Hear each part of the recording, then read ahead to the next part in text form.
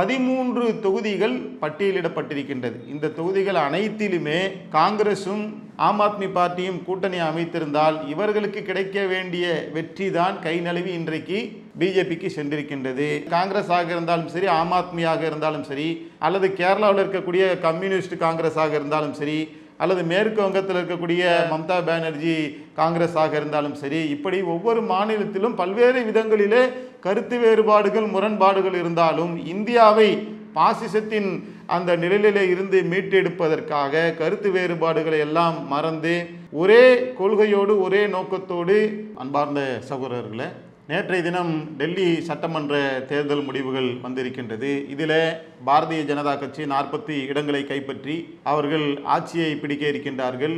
ஏற்கனவே ஆட்சியில் இருந்த ஆம் ஆத்மி பார்ட்டி 22 இடங்களை மட்டுமே பெற்று ஆட்சியை இழந்திருக்கின்றார்கள். ஆம் ஆத்மி பார்ட்டியினுடைய இந்த தோல்விக்கு முக்கியமான காரணம் என்ன என்று நாம் பார்க்கக்கூடிய நேரத்தில் சரியான முறையில் வியூகம் அமைத்து கூட்டணி அமைக்காதது ஒரு முக்கியமான காரணமாக பார்க்கப்படுகின்றது. இது மட்டுமில்லாமல் பல்வேறு காரணங்கள், ஊழல் குற்றச்சாட்டு, மதுபான கொள்கை முறைகேட்டில் ஊழல் குற்றச்சாட்டு வைக்கப்பட்டு ஆம் ஆத்மி பார்ட்டியினுடைய தலைவர் அரவிந்த் கெஜ்ரிவால் கைது செய்யப்பட்டிருக்கின்றார். அதுபோல முக்கியமான ஆம் ஆத்மி பார்ட்டியினுடைய 16க்கும் நெருக்கமான தலைவர்கள் பிஜேபி அரசாங்கத்தால் வேட்டையாடப்பட்டார்கள். அதனால் கட்சியவே முடக்கக்கூடிய அளவுக்குண்டான வேலைகளை அவர்கள் செய்து கொண்டிருந்தார்கள். அதே போல தொகுதி பங்கீடு என்கின்ற பேரில் கடந்த தேர்தலில் எங்கெல்லாம் ஆம் ஆத்மி கூடுதலான ஓட்டுகளை பெற்றதோ அந்த சட்டமன்ற தொகுதிகளெல்லாம் உடைத்து அவருடைய வாக்குகளை சிதறடிக்கக்கூடிய வேலையை செய்திருக்கின்றார்கள். இது மாதிரி பல்வேறு விதமான அழுத்தங்களை கொடுத்திருந்த போதிலும் கூட ஆம் ஆத்மி பார்ட்டி வெற்றி பெறுவதற்குண்டான வாய்ப்பு இந்தியா கூட்டணி என்கின்ற ஒன்று அமையும் பட்சத்தில் அவர்கள் வெற்றி பெற்றிருக்கலாம் என்று தேர்தல் வல்லுநர்கள் இது குறித்தான தகவல்களை சொல்லுகின்றார்கள்.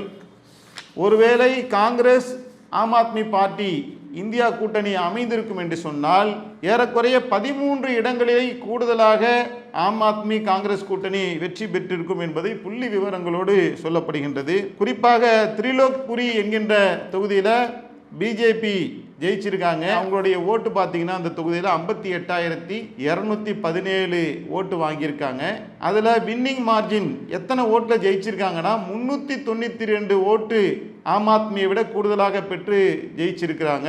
இதில் காங்கிரஸ் பெற்ற ஓட்டு 6,147. அப்போ காங்கிரஸோட கூட்டணி அமைச்சிருந்தா எளிதாக இந்த தொகுதி ஆம் ஆத்மி காங்கிரஸ் கூட்டணிக்கு வந்திருக்கும். அதே மாதிரி சங்கம் விஹார் என்று சொல்லக்கூடிய தொகுதியில் பிஜேபி 54,049 ஓட்டு வாங்கியிருக்காங்க. அவங்க வின்னிங் மார்ஜின் எவ்வளோ? 344 ஓட்டு தான். வெறும் 344 ஓட்டில் இந்த தொகுதியை கைப்பற்றியிருக்கின்றார்கள். இந்த தொகுதியில் காங்கிரஸ் பெற்ற ஓட்டு 15,863. அப்போ ஆம் ஆத்மி காங்கிரஸ் கூட்டணி அமைந்திருந்தால் இந்த தொகுதியை மிக எளிதாக கைப்பற்றி இருப்பார்கள். அதே போல ஜங்புரா என்ற இந்த தொகுதியில் 38,859 ஓட்டுகளை பெற்று பிஜேபி கைப்பற்றி இருக்கின்றார்கள். இதில் வின்னிங் மார்ஜின் 675 ஓட்டு. தன்னை எதிர்த்து போட்டியிட்ட ஆம் ஆத்மி வேட்பாளரை விட 675 ஓட்டுகள் அதிகமாக பெற்று இந்த தொகுதியை கைப்பற்றி இருக்கின்றார்கள். இதே தொகுதியில் காங்கிரஸ் பெற்ற ஓட்டு 7,350. அப்போ ஆம் ஆத்மி காங்கிரஸ் கூட்டணி அமைத்திருந்தால் இந்த தொகுதியை அதே மாதிரி வெற்றி பெற்றிருக்கலாம். 13 தொகுதிகள் பட்டியலிடப்பட்டிருக்கின்றது. இந்த தொகுதிகள் அனைத்திலுமே காங்கிரசும் ஆம் ஆத்மி பார்ட்டியும் கூட்டணி அமைத்திருந்தால் இவர்களுக்கு கிடைக்க வேண்டிய வெற்றி தான் கை நழுவி இன்றைக்கு பிஜேபிக்கு சென்றிருக்கின்றது. இப்போ இருக்கக்கூடிய 48 தொகுதிகளில் 13 தொகுதிகளை பிஜேபி இழந்திருந்தால் அவங்களுக்கு 35 சீட்டு மட்டும் தான் கிடைச்சிருக்கும்.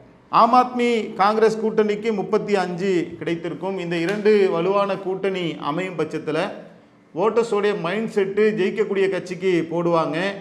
ஒருவேளை பிஜேபி ஆம் ஆத்மி தான் இந்த கூட்டணி தான் ஜெயிக்கும் என்கின்ற, வெற்றி பெறும் என்கின்ற ஒரு மனநிலை மக்கள் மத்தியில் உண்டாயிருக்கும் என்று சொன்னால் கூடுதலான ஓட்டு சதவிகிதத்தை பெற்று 35க்கும் மேற்பட்ட இடங்களை கைப்பற்றி ஆம் ஆத்மி காங்கிரஸ் கூட்டணி தான் இன்றைக்கு டெல்லியிலே அரியணை ஏறி இருக்க வேண்டும். ஆனால் இந்த வெற்றி வாய்ப்பை சரியான வெற்றி வியூகம் அமைக்காமல், கூட்டணி வியூகம் அமைக்காமல் அரவிந்த் கெஜ்ரிவால் கை நழுவ விட்டிருக்கின்றார். காங்கிரஸுக்கும் ஆம் ஆத்மி பார்ட்டிக்கும் இடையில் இருக்கக்கூடிய கொள்கை முரண்பாடுகளும் அவர்களுக்கு இடையில் இருக்கக்கூடிய பல்வேறு விதமான கருத்து வேறுபாடுகளும் தான் இந்த கூட்டணி அமைக்க முடியாமல் போனதுக்கு முக்கிய காரணமாக சொல்லப்பட்டாலும் கூட இவர்கள் 2 பேருக்கும் இடையில் இருக்கக்கூடிய கொள்கை முரண்பாடுகளையும் தாண்டி பொது எதிரி என்கின்ற அடிப்படையில், இந்த நாட்டினுடைய அழிவு சக்தி என்கின்ற அடிப்படையில், பாசிசத்தை ஒழிப்பதற்காக, மதவாத தீய சக்தியை ஒழிப்பதற்காக காங்கிரஸையும் ஆம் ஆத்மி பார்ட்டியுமே அழிப்பதற்குண்டான வேலையை பிஜேபி திட்டமிட்டு கடந்த காலங்களிலே செய்து வந்திருக்கின்றது என்பதை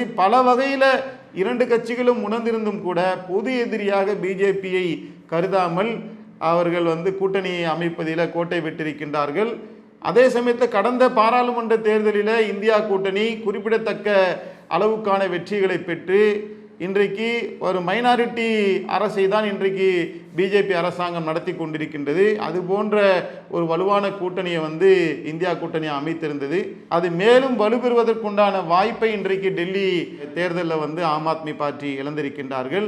இதிலிருந்து கிடைக்கக்கூடிய பாடத்தை, படிப்பினையை, அது காங்கிரஸாக இருந்தாலும் சரி, ஆம் ஆத்மியாக இருந்தாலும் சரி, அல்லது கேரளாவில் இருக்கக்கூடிய கம்யூனிஸ்ட் காங்கிரஸாக இருந்தாலும் சரி, அல்லது மேற்கு வங்கத்தில் இருக்கக்கூடிய மம்தா பானர்ஜி காங்கிரஸாக இருந்தாலும் சரி, இப்படி ஒவ்வொரு மாநிலத்திலும் பல்வேறு விதங்களிலே கருத்து வேறுபாடுகள், முரண்பாடுகள் இருந்தாலும் இந்தியாவை பாசிசத்தின் அந்த நிழலிலே இருந்து மீட்டெடுப்பதற்காக கருத்து வேறுபாடுகளை எல்லாம் மறந்து ஒரே கொள்கையோடு ஒரே நோக்கத்தோடு வரக்கூடிய காலங்களிலே, அது சட்டமன்றமாக இருந்தாலும் நாடாளுமன்றமாக இருந்தாலும், இந்தியா கூட்டணி வலுவாக கூட்டணி வைத்து அவர்கள் தேர்தலை சந்திப்பார்கள் என்று சொன்னால், இறைவனுடைய அருளால் அந்த ஒரு பொது எதிரியை வீழ்த்துவதற்குண்டான ஒரு வாய்ப்பு கிடைப்பதற்கான சாத்தியக்கூறுகள் இருக்கின்றது என்பதை தேர்தல் வல்லுநர்கள் கணித்து சொல்லியிருக்கின்றார்கள்.